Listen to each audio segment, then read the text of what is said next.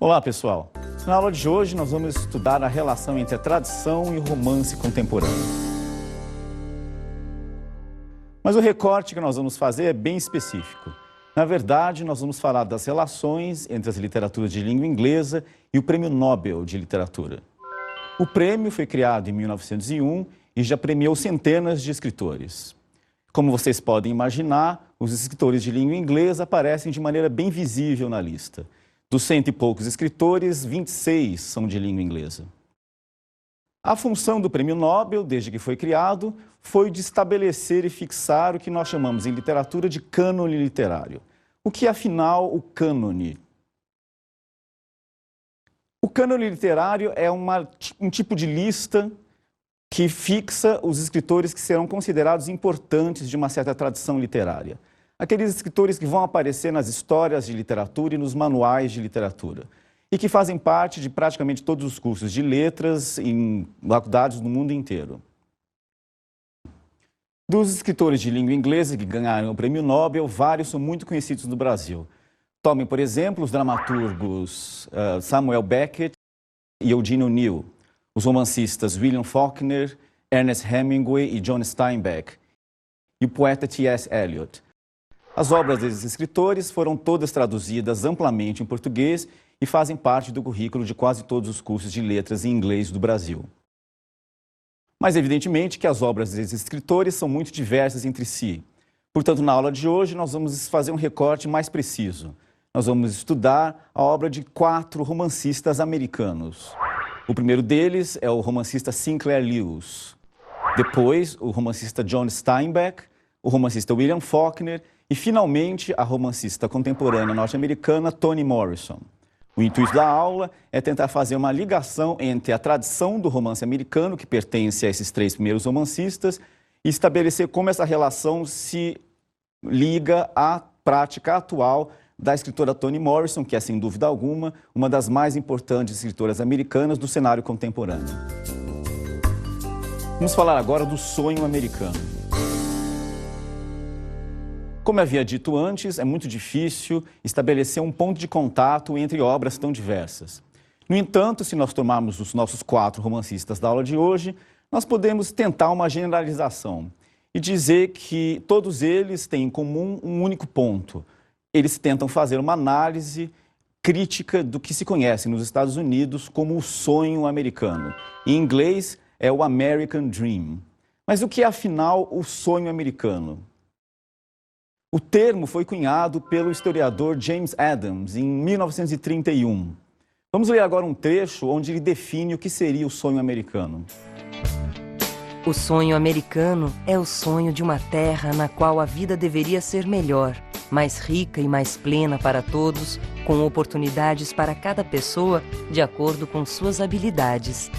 Não se trata de sonhar simplesmente com carros caros e salários altos, mas com uma ordem social na qual cada homem e cada mulher tem a chance de alcançar o máximo de seus desejos e capacidades e ser reconhecido pelo que é, independente das circunstâncias de seu nascimento ou posição social, sem encontrar os obstáculos que existem nas velhas civilizações, sem as restrições que se desenvolveram para o benefício de certas classes, em detrimento do ser humano de toda e qualquer classe. Mas ao que se refere o historiador quando fala das velhas civilizações? Ora, ele se refere aos mitos da criação da nação americana e da Guerra de Independência dos Estados Unidos, que ocorreu em 1776. Um dos fatos curiosos da história americana é que a nação foi fundada baseada no mito de que a revolução constante é uma ideia que promove a democracia.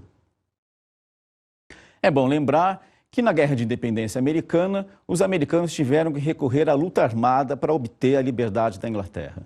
Um dos pais da democracia americana, o filósofo e pensador Thomas Jefferson, é muito específico a respeito disso. Ele diz claramente nos seus escritos que um povo tem o direito de destruir um governo que não atenda às suas necessidades coletivas e que se demonstre autoritário. Em suas diversas cartas e escritos, ele fazia uma relação muito clara entre uma democracia verdadeira e o que ele chamava de revolução constante.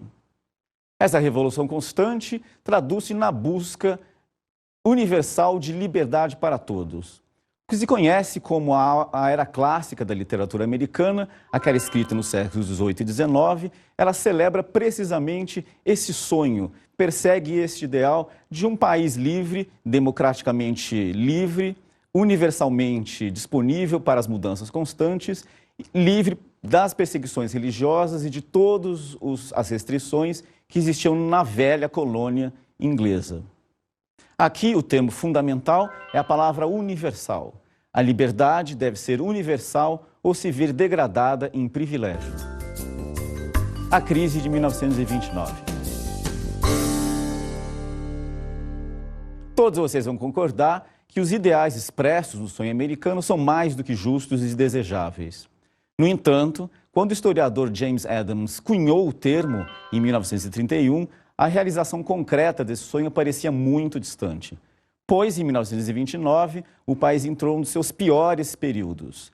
Em 1929, houve a quebra da Bolsa de Valores de Nova York e o mundo inteiro entrou num período de crise muito profunda.